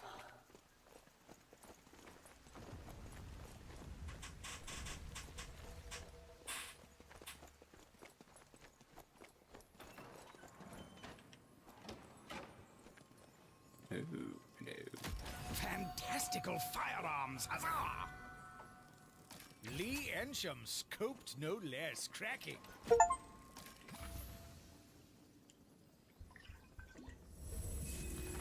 Alright. I'm thinking this is the boss fight, maybe? Nearly done, brigade! Now one last charge into the jaws of almost certain death! on the Brighton Palace Pier, is it?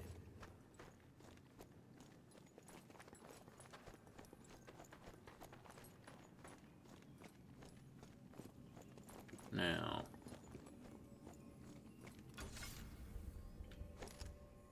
Alright, I don't want to use this not right now anyways.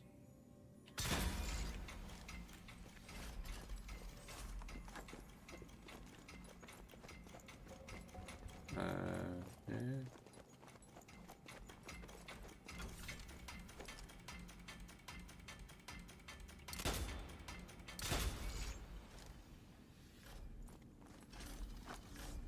Okay. What? No, it just ran out of time. Alright. Oh, nice. Okay, I'm gonna see what this is. Something more suited to the... Okay, what is that? Flamethrower. That might be more my speed, especially for this fight. It's cool. Oh, a flamethrower! Is it Christmas already? Alright. Alright, like so.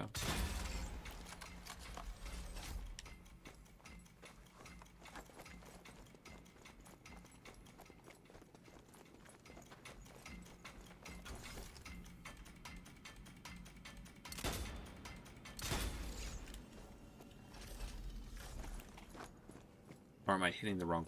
Okay, so there are multiple things which presumably have to be done in order. Ooh. Nice. And another health potion. And another chest. Sweet. You know, I played this, like, whenever, forever ago. And I don't remember all this stuff being here. Alright, so let's try this a bit different.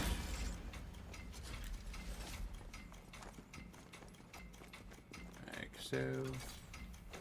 Oh, this is supposed to be 2. Okay.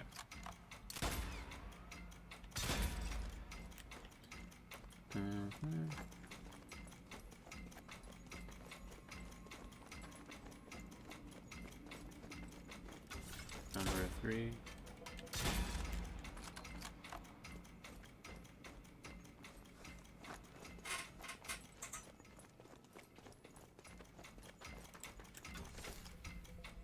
And number 4. Huzzah. Something a bit rum and unnatural going on here. What kind of ancient awfulness have our heroes uncovered? Oh, shit.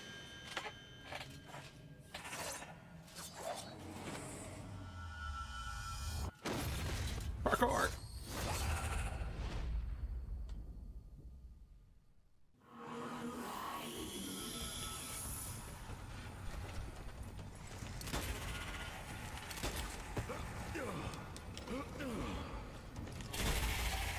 Oh, it's their glass cannon type stuff.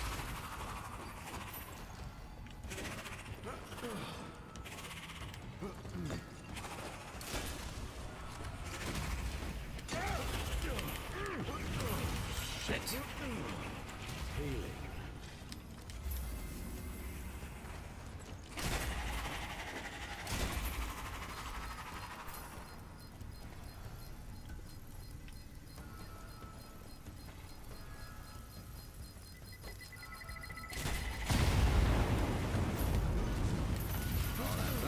Oh, fully charged? Fantastic. Okay, am I supposed to be shooting that thing or what the... No. Reloading. I'm supposed to be killing a bunch of these guys.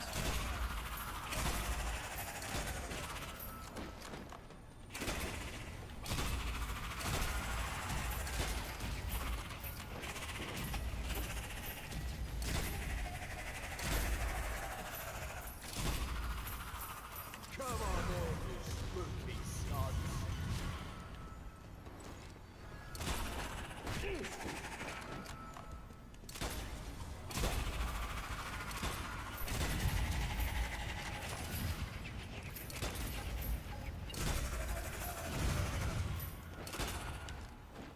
Alright, I'm gonna look here. See if I can get... useful? Very useful. Alright.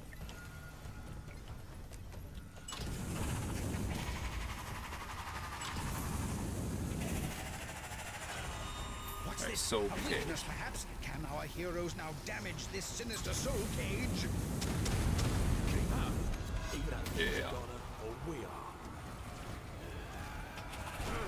Son of a...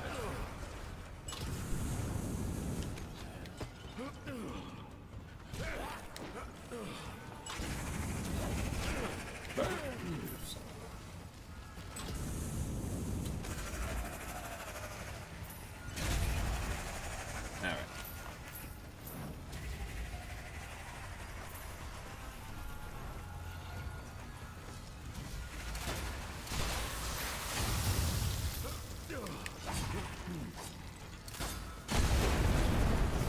Dead. You dead already? You done dead? Okay, that's kind of cool. Finish it.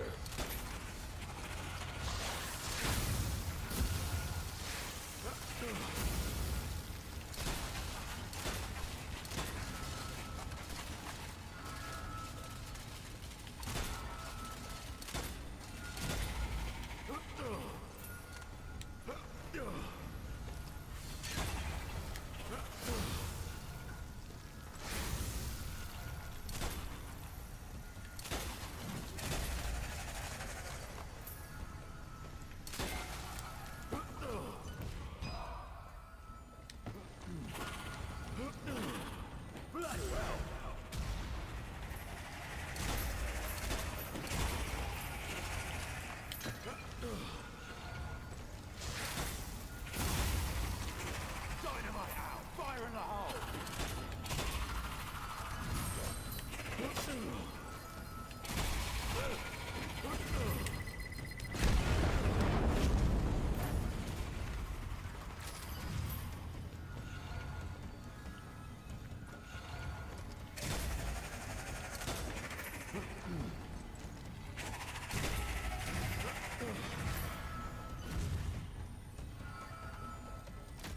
Time to bust out the big guns. Lovely stuff. The twin shooter! Now you can shoot the same target twice! Astounding! Okay. Holy crap, you can keep buying these things. Okay. Did not know that was a thing. Okay, what the hair? Oh, what the shit is this?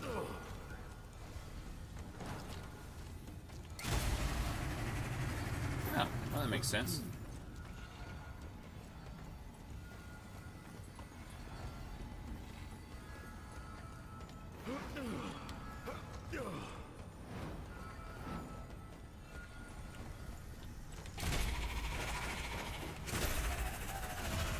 Ballistics should assist here. Gun brigade. A good old round of ballistics should assist here. Scheiße. Alright.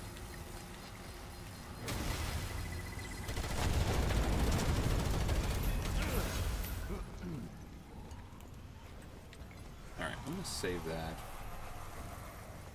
When the big guns come out, presumably.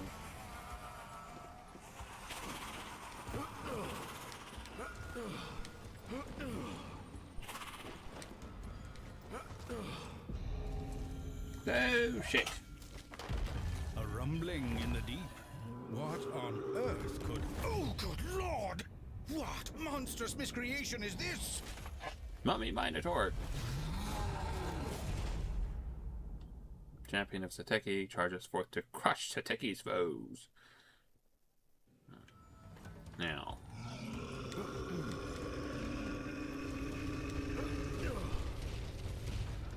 Okay.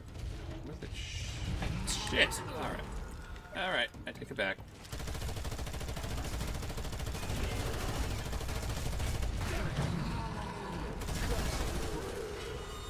What ho! This beastly device looks like it's on its last legs, Strange Brigade. Your amulets should be able to destroy it. That's nice.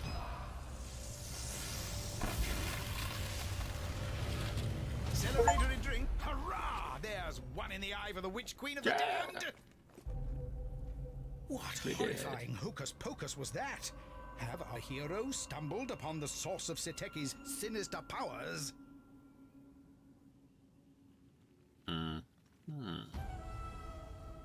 Oh, time to tot up the treasure. What fun! Nice.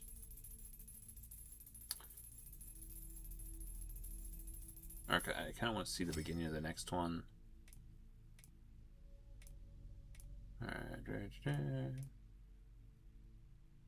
Unless my arithmetic is off, you can afford a new weapon. Oh, what fun! Alright, what do we have here?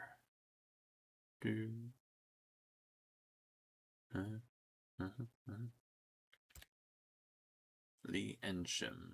So that's actually a little bit better. Baby Wolf Slamfire. A lot better damage, terrible rate of fire, and accuracy. It's for shotgun, I assume.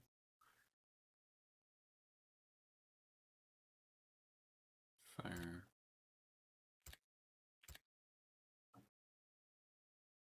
Tommy gun.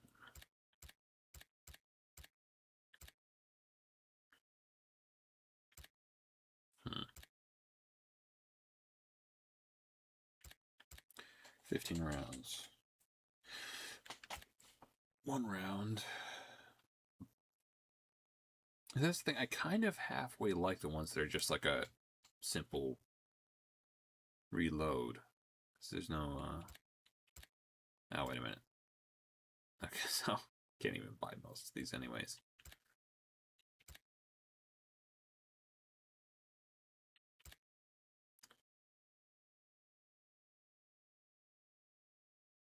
Yeah, I think we're good for now. I could have seen if I could purchase some sort of pistol too. Safely back in the skies above Egypt, the strange brigade ponder their next move. Where are we off to now? Too much to warp its back to Blighty. Back to Blighty, the cheek of it! I'm afraid not, Gracie. The existence of the soul cage object you found means Seteki is already more powerful than we could have feared possible. But someone stopped her before. Yes, the goddess Wadjet, protector of life. According to the texts we've translated, her priests were the sworn enemies of Seteki and led the rebellion against her. Oh, they sound fun! Then we have allies in our fight. Well, the cult of Wadjet died out long ago. Damn it! But it is possible they left behind them artifacts they'd use to overthrow the Witch Queen. Oh, how jolly useful. We're en route to what was once the center of worship of Wadjet. Search the site and recover anything useful against Seteki and her soul cage devices. Long forgotten evil threatens the world. But a nice spot of tomb plundering should give the Strange Brigade the means to put a stop to it. Onwards, to the tunnels of Wadjet. I think I remember there being a lot of bugs in this one. There's chandeliers that you're supposed to shoot that'll drop stuff down and scarabs? Maybe that's what there's. A visit to long forgotten tunnels. I don't know. They can fly though too, so I don't think ancient it's... reawakened evil. Sounds like another thrilling tale of the Strange Brigade. All right, I think that's all for this time. Yeah. Someone at the door, eh? Don't worry, I'll wait. I think that's all for now. Thank you guys for watching, and you guys have a lovely day / weekend.